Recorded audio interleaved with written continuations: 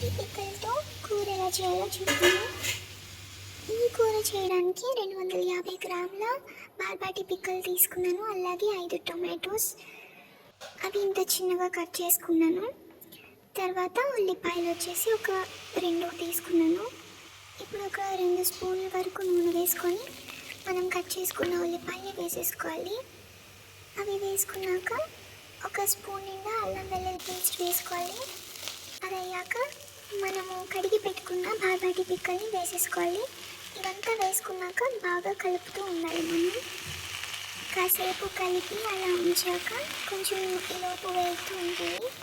వేగాక మనం ఏవైతే కట్ చేసుకొని పెట్టుకున్నామో ఆ టొమాటో పీసెస్ని వేసేసుకోవాలి.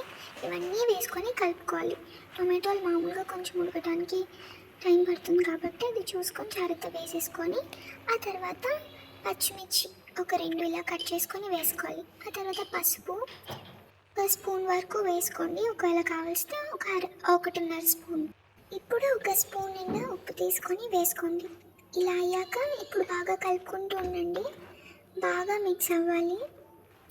కొంచెం మిక్స్ అయ్యి కొంచెం వాటరీగా గ్రేవ్ ఫామ్ అయ్యాక కారం వేసుకోండి.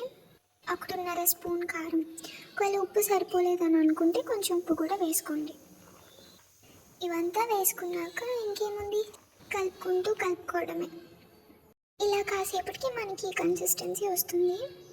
ఇలా గ్రేవీ లాగా ఏర్పడుతూ కొంచెం సేపు అలా పొయ్యి మీద ఉడకనివ్వాలి. ఉడకనిచ్చాక కొంచెం కలుపుకొని ఇంకా లాస్ట్లో దించేసుకోవడమే. అంతే మన రెసిపీ. చాలా సింపుల్ అండ్ టేస్టీ కూడా. ఏ కాయగూరల పిక్కలు వండుకున్నా లాస్ట్లో దించుకున్నాక చల్లారాక కొంచెం అప్పుడు మనం నిమ్మకాయ రసం అనేది కొంచెం పిండుకోవాలి. ఎందుకంటే దీంట్లో ఐరన్ ఉంటుంది. ఈ యొక్క పల్సెస్లో కానీ లెగ్యూమ్స్లో కానీ ఉన్న ఐరన్ని మన బాడీ అబ్జర్వ్ చేసుకోవడం కష్టం అన్నమాట. ఎప్పుడైతే నిమ్మకాయ పిండుకుంటామో చాలా సులువు అయిపోతుంది. సో అందుకని పిండుకోవాలి. Thank you. బాయ్.